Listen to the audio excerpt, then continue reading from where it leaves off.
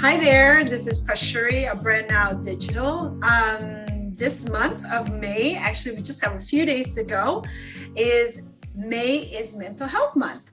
And today I have with me my friend and coach, Nikon Gormley, who has generously made himself available for this discussion about mental health. So before getting into that discussion, I would just want to give a little short introduction. Nick and I have known each other for a couple of years. And I'm really grateful that he has not just coached me, but also my team. He's a professional coach and he is the founder of the Inner Spark Group, and he helps entrepreneurs get unstuck.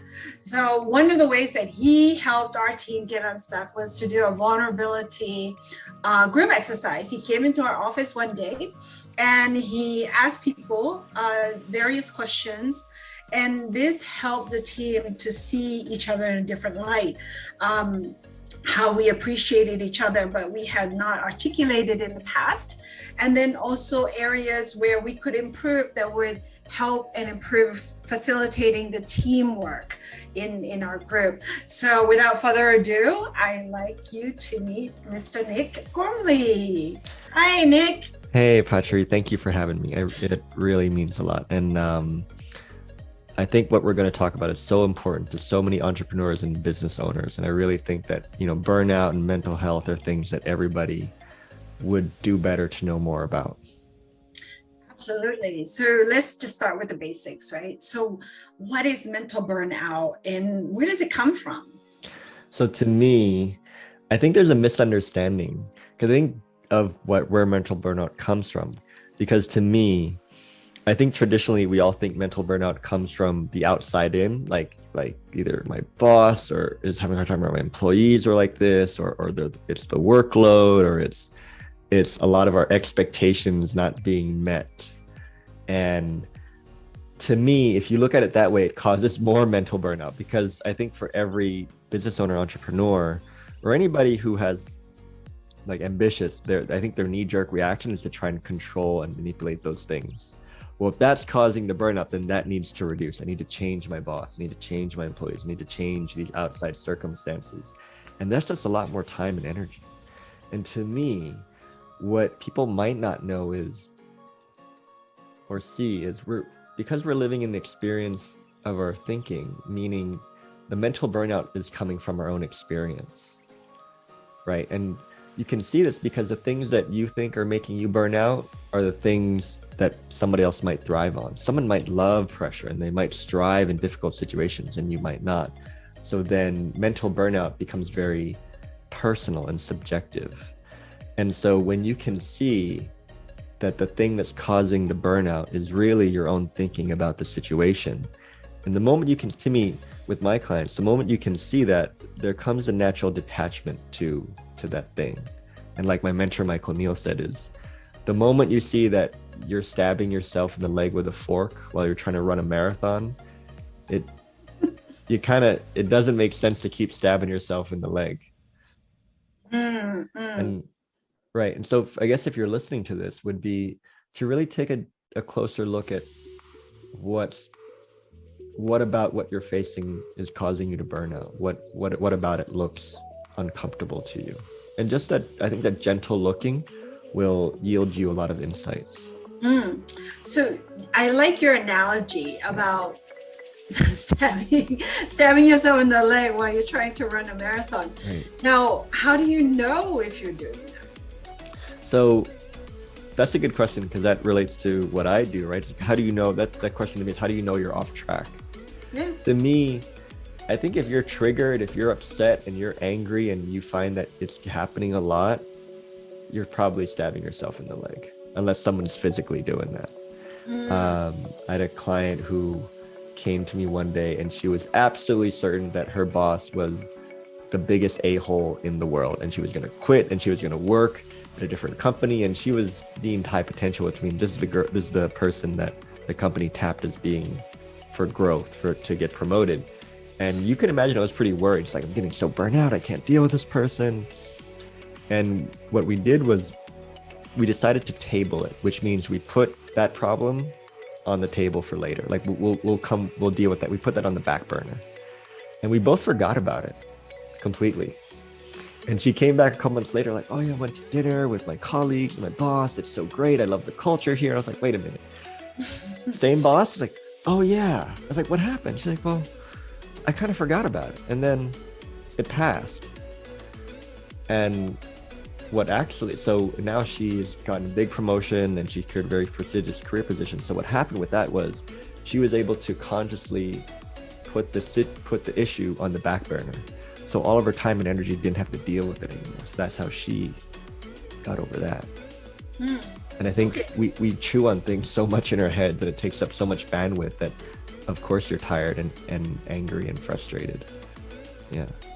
What do you think could have been the opposite scenario to that? So let's say if she wasn't able to put that on the back burner, right, and wasn't, able to see her colleagues or her supervisor in a different light, right, what would have been the impact on her role and her effectiveness in the business? Okay, that's a really good question, because given that she is such a high performer, her knee-jerk reaction is, I need to change my boss. And anybody who's ever had a boss knows that doesn't really work ever. You need to change my boss. That's not going to happen. And because that can't happen, I imagine frustration would have increased and she probably would have quit and got a different job and faced the same problem somewhere else. Right? When you meet an immovable object, like you tend to move. And so let's look at that. Because she was able to see through it, she saved herself a lot of time and energy in transition, and she made way more money in her new career position and had more opportunity. Yeah. So that's cool, because mental burnout does cost you a lot of time, energy, and money that you don't see. Do you think there's this pattern a lot to people? What does it take, to step back? I remember just even in my younger career days, I think I was, very A-type personality. Yeah. There's still parts of that still exist in me, but I've learned to chill out a lot more, having become a mom and, managing additional things that you realize that you have to put your energy in certain ways. Otherwise you're gonna burn the candle at both ends and it's really exhausting. So what does it take to bring that out to the forefront? Some people, like the person that you previously coached, you said it was easy for her to just kind of put it on the back burner. What if you can't? So it definitely was not easy for her. She fought me tooth and nail until I kind of put my foot down and said, look, just for now, because I told her, this links to the next part that we're going to talk about of how this affects your business, right? I think for me, it takes a seeing that, like I said, going back to the stabbing your leg in the fork analogy, if you don't know you're doing it, you're going to keep doing it because you think the pain drives you or makes you run faster. But the moment you see that, like for example, take type A personalities who really thrive on making things happen. And one of their strengths, what looks like a strength, but actually a weakness, is control. Right? I can make this happen. I can control the situation. But if that's driving you up the wall and causing you to lose sleep and it's skewing your perspective and your business acumen, that's going to hurt you financially because your decisions are off. You know what I mean? And so for me, it takes a slowing down and get a curiosity, being less afraid than curious. So if we take this case study, for example, my boss is the biggest a-hole. So automatically that's like threat. Like, okay, am I gonna grow in this job? Am I gonna get fired? Is this gonna work? Like that, to me, that's fear. And the moment you slow down, like, okay, well, why am I upset at this? It's going back to curiosity. Like maybe I'm the a-hole here. It takes a habit of reflectiveness and curiosity. Like I've done that. I went back and looked back and like, oh, I'm the a-hole here. It's like my bad. Yeah. Okay. So the impact then is making bad decisions. Right. And repeating the pattern. Is that what you're saying? Right. And I think I'll ask you this. To me, especially if you're a leader in an organization, if you make enough bad decisions, you'll probably tank the company. You can drive a company in the ground with enough bad decisions. And you can also take it to the next level of impact and revenue if you make enough of the right decisions. So, okay, that's cool. I just saw it becomes simple math. If you're burnout and you're stressed all the time, it's really hard to make the right decisions. Because you have to, it's like driving drunk. Like you wouldn't let your friend drive home drunk, but you're going to let yourself lead a company drunk on insecurity, fear, and doubt. To me, that's stabbing yourself in the leg with a fork. Yeah. But once you see it, it's like, wait, if your intention is to grow your company to success and you genuinely want to make better decisions, it's helpful to look at this thing that's keeping you from doing that. And what's the process of looking into that? Besides the curiosity, like, because not everybody is, I think all children naturally have curiosity, but I think education and sometimes working in large corporations beats it out of you. Yeah. So that's really important you said that. You said probably the key to the whole thing is children are naturally curious, which means that was built into your system. And so to me, it's an awareness. I guess one of the ways is to listen to this talk and hang out with you and me. And to me, it's just being able to notice how fast your mind is going. And if it's going too fast, then you know to slow down. So I think, like, if we take an example of physical health, right? Because we're talking about mental health. So physical health, a person might know they're unhealthy if they step on the scale and the number looks like something they're not comfortable with. Like, okay, either I'm too heavy or I'm too light, right? So indicators. So with mental health, it's, am I pissed off all the time? That's probably a good indicator. Am I tired all the time? Am I frustrated all the time? Am I annoyed all the time? Am I lashing out at people? Those are the indicators that tell you that you're off. So the first thing is to know you're off. The second thing to know is when you're off is to slow down. And slowing down means like letting go of the thing for a bit and just letting yourself settle. And how do you know you're settled is you feel better. You don't feel as compelled to change the situation. You're like, okay, well, let me take a fresh look at this. And this simple process has helped clients take 10x their business, secure prestigious career positions, or have breakthroughs with their teams. It's a very simple and highly effective process. I see. So, but I like what you said about people needing to take a step back, feeling better. But there's also a dark side to that, right? So there's some people who suffer from mental health. And instead of like the way they step back, it's not through, meditation or, doing some kind of retreat. Instead, they could be doing other things that are destructive to them, putting another fork in the other leg, right? They could be doing drugs. They could be, over consuming alcohol. They could be, having sex addictions or something as a form of as a relief. So that's a great point. And that actually points us in the direction of mental health. So similar to what you said about how children are naturally curious, they're also naturally mentally healthy. If you take a closer look, you'll see that they're actually pretty good mentally. And to me, that's probably the biggest key here, is to know that you're sitting in mental health and you don't know it. Like, if you stop messing with the system, your system will return to its natural balance state, which to me, this is our natural state.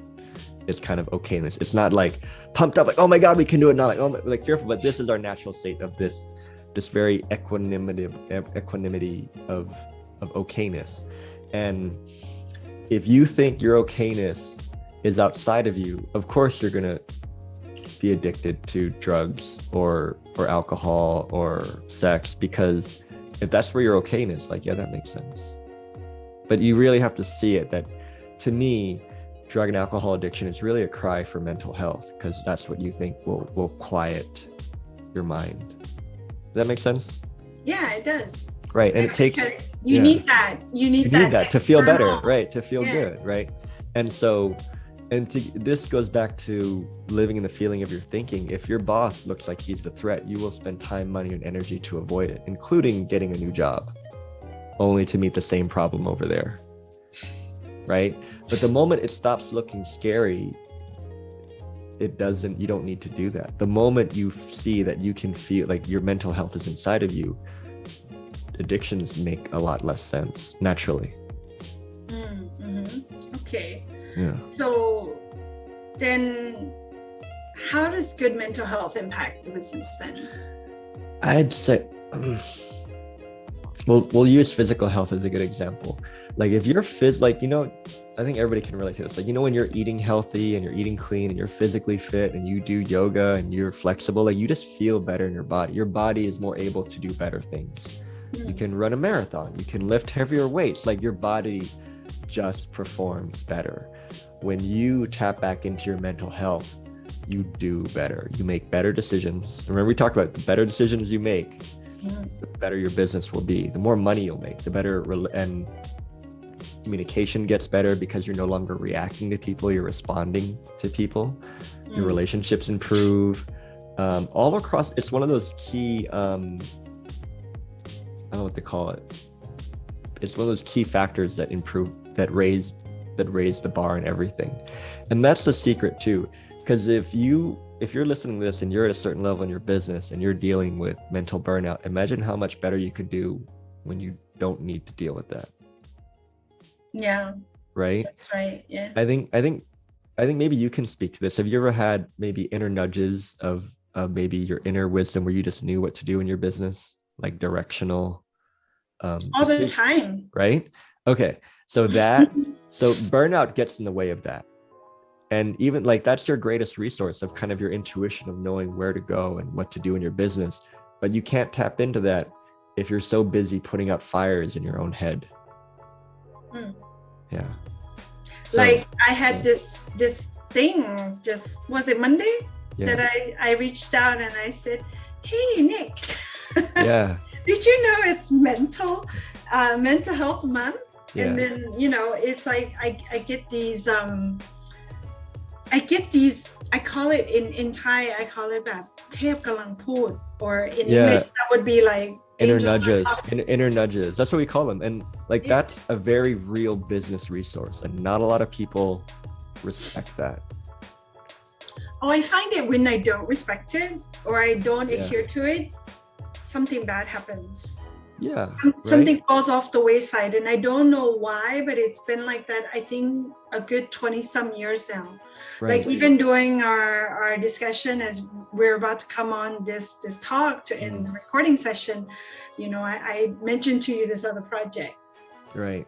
So, it just comes up, and then and then it's like something tells me, oh, you need to tell Nick about that. Right. Because, that's something potentially you could collaborate on together. Right. I can't tell you how many times I've had inner nudges to go ask somebody to lunch, and that lunch has changed my life. Or it's helped me make hundreds and thousands of dollars. And it's not my own strategy. It's just go here, do that. And to me, and that's really a core part of my work, is the more you can attune to that and stay on track with listening to that, you will get to where you want to be faster in less time, with less stress and less pressure, and you'll probably go way beyond. I work with one client who, Banana Warrior, Julia. Yes, Julia. Yeah. She when we first worked together, she was saying, down the road, I hope to open a cafe one day in London, and that will be my dream business, because she was doing online delivery for her Banana Warrior vegan desserts. Plug to Julia, by the way, if you're listening to this, go check it out. At M Quartier is the best vegan dessert experience you'll ever have in Bangkok. Rakลูกค้า It's delicious. Yes. Yeah. So, and I'm saying this because her story was so cool in that when she got on track with what we're talking about, and she really started to express her truth into her world and really started to thrive in her business, the opportunity to open a cafe at M Quartier came to her. Someone just offered it to her, and she was blown away because she thought, oh, I had to do this, I had to save up money, we have to go rent a shop house, and she got prime real estate, the most, like, one of the fanciest malls in Bangkok. And then she blew up from there. And blew up meaning like she just grew from there. And she loves a cafe. And if you go to her cafe, there is so much love and intention every single part of that restaurant cafe. And so that's an example of what happens when you follow your wisdom. And you can't follow it if you're stuck on burnout. Right. Yeah. The intuition, because to me it's like an intuitiveness, right? That comes to you. So how does somebody tap into it besides like, okay, quieting the noise, stop being reactive? Right.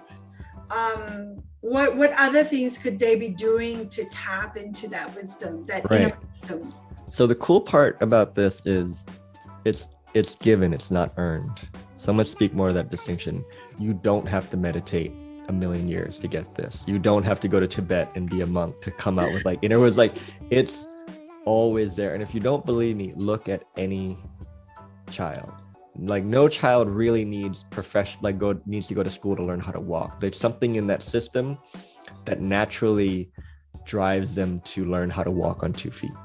So if you know it's given and you know it's always there, even when things look like they're all going to hell and you're at your worst, you're always sitting in it. And so for me, people are going to hate it. Like it's less of a doing, it's more of a noticing. So you could call that a doing. Like it's more paying attention, because to me, the more you kind of pay attention to it, the more it becomes available to you. It to me also, and this is some deep work that I'm going to give to y'all because Pacharee is my good friend. What I found is there are 2 things you need to give up to really get this. And this is going to be like it's you need to give up your independence and your freedom. Because to me, this looks more like a relationship. Most people try and use intuition like a tool to get somewhere. But if you look at it like a relationship, is how can you get the most out of the relationship if you're still trying to, if you're not willing to give yourself to it? Does that make sense? It'd be like you're dating someone, like, I like you, but I'm not going to give myself completely to you because I don't really trust you. That relationship will not thrive and will not go far. So if you look at it like a relationship, because that was my story, like I kind of used it as a tool, but then when I really learned to just give myself to it and treat it like a relationship, that's when wisdom became a lot more louder. And I think as kind of people who strive to create things, we're so used to having control and independence. But in a real relationship, those are the things you give up to get more of that. Isn't that a cool paradox? The more you give up your freedom and independence to this relationship of wisdom, the more you get those things through the results you're creating. Isn't that cool? Yeah, it is. Because you're not, if you're not really free, you're not free. You think you're free, but you're not really free if you're always dealing with burnout. Right? And you're not really independent if this thing is like your monkey on the back all the time. Like it's not real. But the moment you can give those things up, you will get that back times 100. Yeah. Does that make sense? What do you hear in that? Like, what did that land? I hear that. I know what you mean. It's like you do have a relationship with yourself. Yes. And I think sometimes people forget that because they operate more like everything is external. Yeah. And then everything else is only like existing in your head, mind, right? Right. But without but I personally think you have a relationship with your body. You have a relationship with your soul.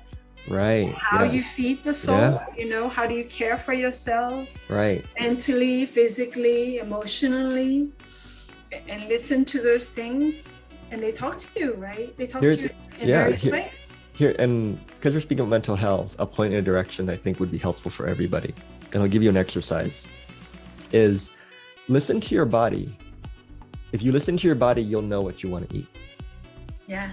You know what I mean? And people, I'm sure, like if notice when you're stressed and you have anxiety, you tend to want to eat not healthy things like sugar or fatty foods, right? But if you listen to your body, you'll know you want a salad. Like you'll know what your body wants to eat. And sometimes you might need a cheeseburger. You know what I mean? But it's a different way of being in life. And the exercise is if you're listening to this, and after you finish listening to this, just give yourself 5 minutes, 5 complete minutes, and just do what it occurs to you to take care of yourself. That's it. Do what it occurs to you to take care of yourself without really thinking about it. And you might feel drawn to drink a glass of water, go for a walk, listen to music on YouTube. And so the cool part is, how did you know how to do that? Where did that knowing come from? Because I'm gonna bet you didn't make a business plan on how to take care of yourself. Right? It occurs to you, and that's the space you really want to sit in to really not only thrive through burnout, but spend more time sitting in your mental health, which will positively impact your business in all areas. Yes. Yeah. Thank you for that, Nick. So tell us, what you've got coming up. I know when we're about to get on this Zoom recording, you mentioned that you've got a program that you're rolling out. Talk to us. Right. So after about 5 years of experimentation, I've really boiled down everything we're speaking to in a 4-month intensive. And it's everything we talked about. You immediately feel less stress and less pressure. You learn to get unstuck, and learning to get unstuck is different than someone helping you get unstuck, because when you learn to get unstuck, that's with you for the rest of your life. And then you learn a very simple 3-step process that helps you tune more into your wisdom, the thing that we're talking about now, which will positively affect every area of your business. Because it's true, when you're sitting in your wisdom, you make better decisions, you have better communication. And it takes just 4 months to get this. And that's it. It's one-on-one with me. It starts with a 2-day intensive, and then afterwards, it's the rest of the time we meet once every 2 weeks, and I help guide you through the obstacles, and I help point you back to your wisdom so you can do better in your business. And it's probably my favorite program. It's the program that people get the best results from, including they 10x their business, like Julia. They get prestigious career positions, they create new opportunities, they launch dream businesses like coaching businesses, and it's the most effective thing I've found in this region. So how can people find you? So they can find me. So if you're cool enough, Pacharee might give you my phone number. So they can stalk you. Yeah, they can stalk me. Or you can find me on LinkedIn at Nikon Gormley.